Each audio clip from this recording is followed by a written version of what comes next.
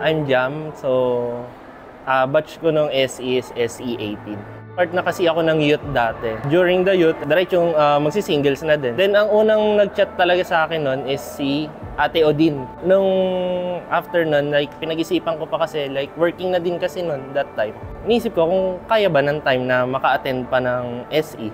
Before SE kasi, puro ano lang, trabaho lang, like, after ng shift, bahay, or every weekend, gala lang kasama mga kaibigan. Kahit every Sunday, hindi naman uma-attend ng mass, ganun. Wala, as in, walang encouragement. Kasi nga, nung nag-youth naman ako dati, like, nung nag-pandemic kasi, hindi na din ako umattend. Like, after nun, kahit nung after pandemic na, or pwede na mag-face-to-face, hindi na din ako na-attend, like, ng mga gatherings nun. So, ayun, siguro, tinamad na, ganun. Favorite part ko nung nag-SE ako, yung feeling na nag-flashback kasi lahat sa pagsaserve ko dati. Na-feel mo yung mga nag-share or yung mga nag-talk, lalo na pag praise and worship, ganun. Talagang feel mo yung presence ni Lord that time. Before kasi, laging nasa work lang, doon lang umiikot ang isang buong linggo, ganun.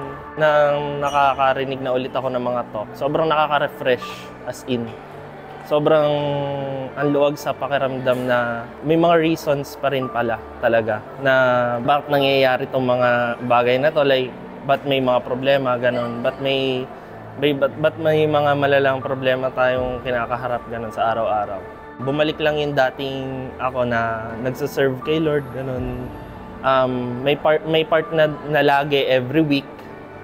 Kasi after ng SE, like, ayun, naging part na siya sa every week ko na hindi pwedeng hindi ako makaka-attend ng every Thursday. Kasi, kumbaga, sa sobrang nakakapagod na work na weekdays, like, ito na lang yung ginagawa kong pahinga para sa sarili ko. This coming October 11 to 13, invite ko kayo lahat na umattend this SE. Kasi sobrang nakakatulong to.